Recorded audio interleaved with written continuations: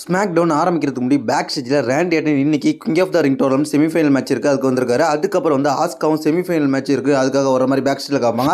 Smack டவுனை தொடங்கி வைக்கிறது யாருன்னு கேட்டிங்கன்னா பேக் ஸ்டேஜில் ஆட்ருத்தையும் காப்பாங்க. ஆட்ருத்து இன்னைக்கு மெயின் இவெண்ட்டில் ஒரு மேட்ச் இருக்குன்றதை காப்பாங்க. அதுக்கப்புறம் பேக் ஸ்டேஜ்லேருந்து ரிங்குள்ளே வந்து தொடங்கி வைக்கப்படுறது யாருன்னு கேட்டிங்கன்னா எலே நைட்டு கொஞ்சம் நேரத்தில் பேச ஆரம்பித்த கொஞ்ச நேரத்துலேயே என்ன நடக்கும்னு கேட்டிங்கன்னா பால் கியூமன் ஒருவர். பால் கியூமன் நான் யாருன்ற மாதிரி இன்ட்ரடியூஸ் பண்ணுவார். நான் இப்போ வைஸ்மேனாக இருக்கிறேன். யாருக்குன்னு கேட்டிங்கன்னா மிஸ்டர் மணி இந்த பேங்க் செத்ரோ லின்ஸ்ன்ற மாதிரி சொல்லுவார். எல்லாத்தையும் பேசிட்டு அப்படியே அவர் கொஞ்சம் கொஞ்சமாக ரிங்குள்ளே வருவார். ரிங்குள்ளே ஏறினோடனே அந்த இடத்துல என்ன ரிங்குள்ளே போக மாட்டார். உடனே ரிங்குள்ளே வாங்க அப்படின்ற மாதிரி எல்லை நைட்டு வந்து பால் கியூமனை பார்த்து கூப்பிடுவார். பால் கியூமன் பயந்த மாதிரியே கொஞ்சம் கொஞ்சமாக பொறுமையாக உள்ள போவார். பால் கியூமன் உள்ள நுழையும் போது ஆடியன்ஸ்லாம் ஓடிசின்னு கத்துவாங்க. அதுக்கப்புறம் பால் கியூமன் யா அப்படின்ற சொல்கிறதுக்கு நான் ரொம்ப நாளாக காத்துக்கிட்டு இருந்தேன் அப்படின்ற மாதிரி சொல்லுவார். எல்லைனிட் ஸ்டைலில் பேச ஆரம்பிப்பார். அதுக்கப்புறம் வந்து பேச ஆரம்பித்த பால் கியூமன் என்ன சொல்லுவாருன்னு கேட்டிங்கன்னா, உனக்கு இந்த இடத்த விட்டு நீ இப்போ கிளம்பல, இன்றைக்கி நீங்கள் போகலைன்னா உனக்கு பயங்கரமான ஆபத்து இருக்குது அப்படின்ற மாதிரி சொல்லுவார். சொல்லிவிட்டு வந்து எல்லை நைட்டு வந்து அந்த மைக்கை போட்டு என்ன ஆபத்து வரப்போது நான் பார்த்துக்கிறேன் வா அப்படின்ற மாதிரி சொல்லுவார்.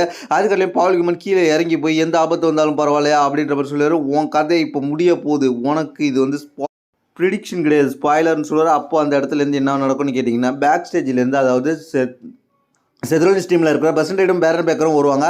வந்த உடனே அதுக்கள்ளி சேரை எடுத்து ரெடியாக இருந்த எல்லை நைட் ரெண்டு பேரையும் அட்டாக் பண்ணுறார். சேரால் ஸ்டீல் சேரால் அட்டாக் பண்ணுறார்.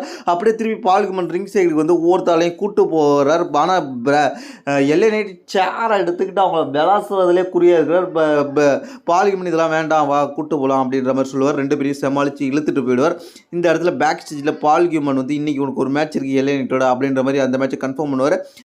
அடுத்து என்ன நினச்சிக்கிறீங்க, குயின் ஆஃப் த ரிங் டோர்னமெண்ட்டோட செமிஃபைனல் நடக்குது. இந்த செமிஃபைனல் யார் யாருக்குன்னு கேட்டிங்கன்னா Asuka versus Alexa Bliss. Alexa Bliss வந்து சிஸ்டர் அபிகேல் மூவ் போட முயற்சி பண்ணதெல்லாம் ஆஸ்கா எஸ்கேப் ஆனாங்க. ரெண்டு பேரும் மாறி மாறி ரோல் பின் பண்ணிக்கிட்டாங்க. ரெண்டு பேருமே இந்த இடத்துல விட்டு கொடுக்கல. ரெண்டு பேரோட பர்ஃபார்மன்ஸ் நல்லா இருந்துச்சு.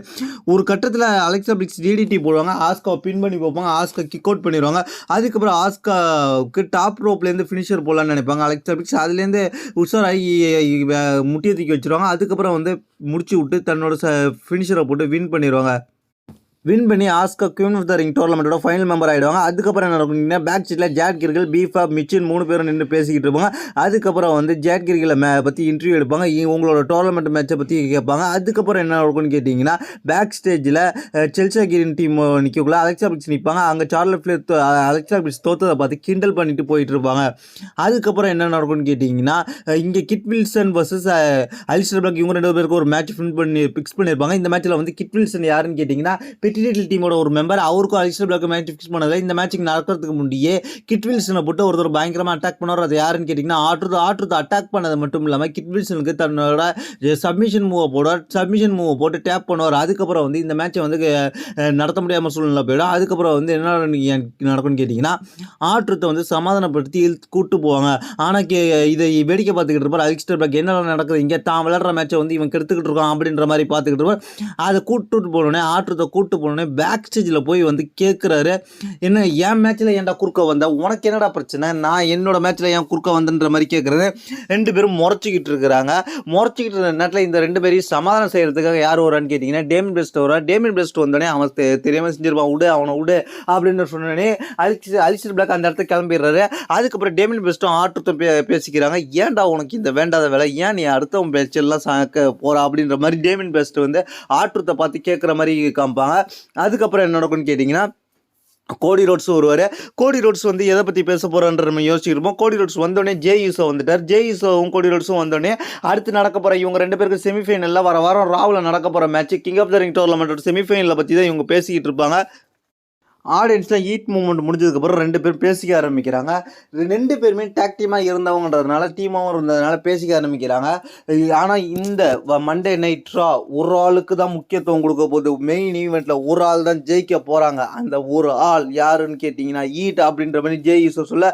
அதுக்கப்புறம் கோடி ரோட்ஸும் ஜெயிஸும் கை கொடுத்துக்க செமிசைன் அங்கே வராரு. செமிசைன் அங்கே வந்து நீங்கள் ரெண்டு பேர்த்தில் யார் வேணாலும் ஜெயிக்கலாம், ஆனால் வந்து இந்த மேட்ச்சை ஜெயிச்சு இப்போ நடக்க போகிற மேட்ச்சை ஜெயிச்சு நான் தான் ஃபைனல் போகிறேன் அப்படின்ற மாதிரி சொல்லுவார். அந்த நேரத்தில் ரேண்டி எட்டன் வர ரேண்டி எட்டன் வந்து ஒவ்வொருத்தர் ஜெயிஸோ உனக்கு ஒன்று நான் பார்க்குறேன் ஃபைனலில், ஏன்னா நான் தான் இப்போ ஜெயிக்க போகிறேன். அப்புறம் செமிசைன் நீ என்னமோ ஃபைனலுக்கு போகிறேன்னு சொல்லிக்கிட்டு இருக்க, ஒன்றால் அது முடியாது, நான் தான் போகிறேன் அப்படின்ற மாதிரி சொன்னோன்னே அந்த இடத்துல மேட்ச் கன்ஃபார்ம் ஆகுது. செமிசைன் வர்சஸ் ரேண்டி எட்டன் இவங்க ரெண்டு பேருக்கு semifinal matches king of the ring டோர்னமெண்ட்டில் நடக்குது. இந்த மேட்சை பொறுத்த வரைக்கும் ரெண்டு பேரோட பர்ஃபார்மன்ஸும் விட்டு கொடுக்காத மாதிரி, எந்த இடத்துலையும் விட்டு கொடுக்காத மாதிரி தான் இருந்துச்சு. ஒரு இடத்துல ஹெல்வா கிக் போட வர செமிசைன், அதுலேருந்து வந்து ரேண்டி எட்டன் அப்படியே தூக்கி அவரை கோட் பிரேக் போகிறார். அதுக்கப்புறம் வந்து என்ன நடக்குன்னு கேட்டிங்கன்னா செமிசைனி ஹெல்வா கிக் போட முயற்சி பண்ணிக்கிட்டே இருக்கார். அதுக்கப்புறம் ஒரு பட்டத்தில் கால் மாட்டிக்கிட்டோன்னே ரேண்டி எட்டன் ஆர்கேஓ போட வர அந்த ஆர்கேஓலேருந்து எஸ்கேப் ஆகி ரேண்டி எட்டனுக்கு அப்படியே தண்டர் பவர் பாம்பு போட்டுடுறாரு. பயங்கரமாக இருந்துச்சு. ப்ளூ தண்டர் பவர் பாம்பு போட்டு பின் பண்ணார். ரேண்டி எட்டன் கிக் அவுட் பண்ணிடுறாரு. அதுக்கப்புறம் வந்து ஒரு கட்டத்தில் வந்து செமிசைன் வந்து ஹெல்வா கிக் கூட வரும்போதே ரேண்டி எட்டன் ஆர்கேஓ போட்டுடுறாரு. அதுக்கப்புறம் அப்படியே ஆர்கேஓ போட்டோடனே ரேண்டி எட்டன் பின் பண்ணி வின் பண்ணிடுறாரு. ரேண்டி எட்டன் வின் பண்ணி கிங் ஆஃப் த ரிங் டோர்னமெண்ட்டோட ஃபைனலுக்கு போயிடுறாரு. நயா ஜாக்ஸை காமிக்கிறாங்க. நயா ஜாக்ஸ் ரிங்குக்குள்ளே வந்து பேச ஆரம்பித்த கொஞ்ச நேரத்திலே டிஃப்னி ஷாட்டன் வராங்க. டிஃப்னி ஷாட்டன் மியூசிக் கேட்டு நயா ஜாக்ஸ் ரொம்பவே காண்டாயிடுறாங்க. அதுக்கப்புறம் டிஃப்னி ஷாட்டன் பேசிக்கிட்டே வராங்க. நயா ஜாக்ஸ் உன்னாலாம் சாம்பியனே ஆக முடியாது, நீ சாம்பியன்ன்ற கனவுல கூட நினச்சி பார்க்காத அப்படின்ற மாதிரிலாம் சொல்கிறாங்க. இவங்க ரெண்டு பேருக்கும் கான்ட்ரவர்சி உருவாகுது. அதுக்கப்புறம் என்ன நடக்குன்னு கேட்டிங்கன்னா நயா ஜாக்ஸ் அப்படி பயங்கரமாக அட்டாக் பண்ணுறாங்க. டிஃப்னி ஷாட்டன் டாமினேட் பண்ணுறாங்க.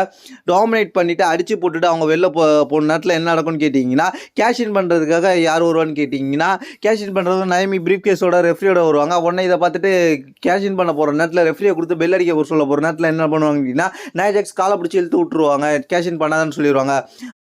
அதுக்கப்புறம் என்ன நடக்குன்னு கேட்டிங்கன்னா Charlotte Flair versus Chelsea Green இவங்க ரெண்டு பேருக்கும் ஒரு மேட்ச் நடக்கும். இந்த மேட்சை பொறுத்த வரைக்கும் என்ன நடக்கும்னு கேட்டிங்கன்னா சார்லட் ஃப்ளேர் வந்து செல்சி கிரீனுக்கு வந்து சப்மிஷன் மூவ் போட்டு லாக் பண்ணியிருப்பாங்க. சப்மிஷன் மூவ் போட்டு லாக் பண்ணனே அந்த இடத்துல வந்து உள்ள வந்து என்ன நடக்குங்கன்னா செல்சி கிரீனோட டீம் வந்து பிப்பர் நியூனும் அட்டாக் பண்ண ஆரம்பிச்சிடும். செல்சி கிரீன் டீம் மூணு பேருமே சேர்ந்து சார்லட் ஃப்ளேர் அட்டாக் பண்ணுவாங்க. சார்லட் ஃப்ளேருக்கு ஹெல்ப் பண்ண விதமாக அலெக்சா பிக்ஸ் வந்து காப்பாற்றி விடுவாங்க. சார்லட் ஃப்ளேரை காப்பாற்றி விட்டுட்டு சார்லட் ஃப்ளேருக்கு காப்பாற்றி விட்டு கை கொடுக்கறதுக்கு ரெடியாக நிற்பாங்க அலெக்சா பிக்ஸ். ஆனால் வந்து அதை உதாசீனப்படுத்திட்டு சார்லட் ஃப்ளேர் அந்த இடத்துல போய் கிளம்பி போயிடுவாங்க. அதுக்கப்புறம் என்ன நடந்துச்சுன்னு கேட்டிங்கன்னா சோலோசிக்கா ஒருவர் சோலோசிக்கா வந்து என்ன பற்றி பேச போகிறான்ற மாதிரி யோசிச்சுட்டு இருந்தோம். சோலோசிக்கா வந்து ஜேக்கப் ஃபேக்டோவை பற்றி தான் பேசுகிறார். ஜேக்கப் ஃபேக்டோவை பற்றி பேசிட்டு அதுக்கப்புறம் வந்து ஐ லவ் ஜேக்கப் ஃபேக்டோ அப்படின்ற மாதிரி சொல்லுவார். அதுக்கப்புறம் என்ன நடக்குன்னு கேட்டிங்கன்னா இவங்களுக்குள்ள ஒரு கான்ட்ரவர்சி வரும். ஒரு கட்டத்தில் வந்து ஜேக்கப் ஃபேக்டோ அட்டாக் பண்ண முயற்சி பண்ணுவார். சோலோசிக்கா அட்டாக் பண்ண முயற்சி பண்ணோன்னே என்ன நடக்குன்னு கேட்டிங்கன்னா பார்த்துட்டு அதுக்கப்புறம் வந்து சோலோசிக்காவை அட்டாக் பண்ண என்னையே அட்டாக் பண்ண வரையாடா இருறா உன்னை நான் உரிக்கிறேன் அப்படின்னு சொல்லிட்டு சோலோசிக்காவே கையை பிடிச்சிட்டு அதுக்கப்புறம் அட்டாக் பண்ண ஆரம்பிச்சிடுவார். ஜேக்கப் ஃபேக்ட் அட்டாக் பண்ணிட்டு பின்னாடியே ஜேடி மேத்யூ வருவார். அவரையும் அட்டாக் பண்ணிடுவார். அவரையும் அட்டாக் பண்ணிட்டு இந்த பக்கம் திரும்பக்குள்ள காலிலேக்கு அட்டாக் பண்ணிடுவார். யாருன்னு கேட்டிங்கன்னா சோலோசிக்கா காலிலே விழுந்தோடனே அந்த இடத்துல இவங்க ரெண்டு பேரும் சேர்ந்து அட்டாக் பண்ண ஆரம்பிச்சிருவாங்க. ஜேக்கப் ஃபேக்ட் கொஞ்சம் அடி வாங்குற மாதிரி காமிப்பாங்க. அதுக்கப்புறம் என்ன நடக்குன்னு கேட்டிங்கன்னா இவங்களாம் அட்டாக் பண்ணிட்டு இருந்த நேரத்தில் ஜேக்கப் ஃபேக்டுக்கு சப்போர்ட் பண்ணுறதுக்காக ஜிம்மி யூசோ வருவார். ஜிம்மி யூசோ வந்தோடனே அவரையும் கொஞ்சம் நேரத்தில் அடிச்சு போட்டுருவாங்க. யாருன்னு கேட்டிங்கன்னா ஜேடி மேத்யூ அண்ட் அதுக்கப்புறம் வந்து சோலோசிக்கா அடிச்சு போட்டுருவாங்க. அதுக்கப்புறம் வந்து பயங்கரமாக காண்டான ஜேக்கப் ஃபேக்டு என்னடா எனக்கு உதவ வந்தவனே நீங்கள் அடிச்சு போட்டிங்களான்னு சொல்லிட்டு அவங்க எல்லாருக்கும் சேர்த்து ரிவெஞ்ச் எடுக்கிற மாதிரி பயங்கரமாக மீண்டும் போட்டு நான் குத்தி விட்டுருவாரு. குத்தி விட்டோன்னே இவங்களாம் அடிபட்டு கிடப்பாங்க. அதுக்கப்புறம் வந்து ஜேக்கப் ஃபேக்டு வந்து தன்னோட ஃபினிஷர் சோலோசிக்காவுக்கு போகலான்னு பவர் டாப் ரோப்பில் ஜம்ப் பண்ணோன்னே அந்த இடத்துல இருந்து எஸ்கேப் ஆகிடுவார். சோலோசிக்கா ஃபினிஷரை போடாமல் நவுந்துருவார். இதுதான் இந்த நடந்துச்சு இந்த செக்மெண்ட்டில். அடுத்ததாக எல்ஏ நைட் வர்சஸ் பிரசன்ட் ரீட் இவங்களுக்குள்ள ஒரு மேட்ச் கன்ஃபார்ம் ஆயிருக்கும். இந்த மேட்ச் நடக்க வேண்டிய நேரத்தில் இந்த மேட்ச்சில் வந்து எல்ஏ நைட் டாமினேட் பண்ணிட்டு இருப்பார். இந்த மேட்சை வந்து எல்ஏ நைட் ஒரு கடத்தில் பயங்கரமாக டாமினேட் பண்ணோட பேரன் பேக்கர் பின்னாடியே வந்து எல்ஏ நைட்டை அட்டாக்ஸ் பண்ணி ஒரு ஸ்பியர் போடுவார். அதுக்கப்புறம் வந்து என்ன நடக்கும் மேட்சை ரெஃபரி நிப்பாட்டினதுக்கப்புறம் பிரசன்ட் ரீடும் பேரன் பேக்கர் சேர்ந்து எல்ஏ நைட்டை போட்டு அடிப்பாங்க. பிரசன்ட் ரீடு வந்து தன்னோட ஃபினிஷரை போடுவார். பேரன் பேக்கர் ஒரு ஸ்பியரை போடுவார். ரெண்டும் மட்டும் பயங்கரமாக இருந்துச்சு. அதுக்கப்புறம் என்ன நடந்துச்சுன்னு கேட்டிங்கன்னா இவங்களாம் அடிச்சு போட்டோன்னே ரெஃபரி வந்து இதற்கு மேலே தாங்க மாட்டா நீங்கள் போங்கடா அப்படின்ற மாதிரி சொல்ல பேக் ஸ்டேஜில் போய் ஜேக்கப் ஃபேக்ட் வந்து தன்னை அட்டாக் பண்ண சோலோசிக்காவுக்கு ஒரு வார்னிங் கொடுப்பாரு. இது தேவையில்லாமல் நீ என்ன அட்டாக் பண்ணிட்டு இருக்கா, என் கூட நீ வந்து மோதணுமோன்னு நினைக்கிறியா அப்படின்ற மாதிரி கேட்பாரு. அதுக்கப்புறம் மெயின் ஈவெண்ட் மேட்சுக்காக ஆட்ருத் வருவார். ஆட்ருத் வந்தோடனே ஜான்சனா வருவார். ஜான்சனா வர்சஸ் ஆட்ருத் இந்த மேட்ச் நடக்கும். இந்த மேட்ச்சில் பொறுத்த வரைக்கும் ரெண்டு பேரோட பர்ஃபார்மன்ஸ் நல்லா தான் இருந்துச்சு. ரெண்டு பேரும் ஒரே மாதிரி தான் ஃபினிஷர் போட்டுக்கிட்டு இருந்தாங்க. அதுக்கப்புறம் என்ன நடந்துச்சுன்னு கேட்டிங்கன்னா ஒரு கட்டத்தில் இந்த மேட்ச்சில் என்னால் கண்டினியூ பண்ண முடியாதுன்னு சொல்லிட்டு ஆட்ருத் கூட மேட்ச் விளையாட முடியாதுன்னு சொல்லிட்டு பெல்ட்டை வாங்கிட்டு ஜான் சீனா அந்த இடத்த விட்டு கிளம்புவார். ஜான் சீனா கிளம்புனே ஆட்டுறது சும்மா இல்லாமல் எங்கடா நீ போகிற மேட்ச் விளையாடாமன்னு சொல்லிட்டு ஜான் சீனா போய் அட்டாக் பண்ணார். ஜான் சீனா பார்த்துக்கிட்டு இருப்பா, என்னடா நீ என்ன அடிச்சுக்கிட்டு இருக்க, என் கையிலே பெல்ட் இருக்கடா, நான் பெல்ட் வச்சு பல பேர் அடிச்சு பார்த்தவன்டா அப்படின்னு சொல்லிட்டு அந்த பெல்ட்டாலேயே வந்து ஆட்டுத்தை அட்டாக் பண்ணார். ஆட்டுத்தை அட்டாக் பண்ணது மட்டும் இல்லாமல் திருப்பி பெல்ட் எடுத்து ஆட்டுத்தை அட்டாக் பண்ண ரெடியாக நிற்கிறார். அந்த இடத்துல என்ன நடக்குதுன்னு கேட்டிங்கன்னா சிஎம் பங்க் மியூசிக் வருது.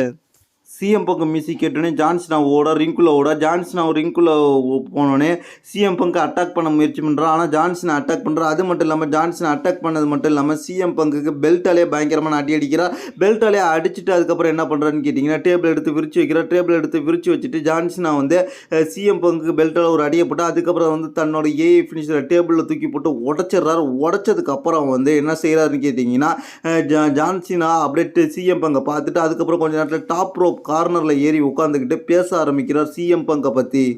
சிஎம் பங்க் என்னமோ பெரிய ஆளுன்னு சொல்லிக்கிட்டு இருந்தாங்க. சிஎம் பங்க் பைபாம் பற்றி பேச போகிறான்னு சொல்லிக்கிட்டு இருந்தாங்க.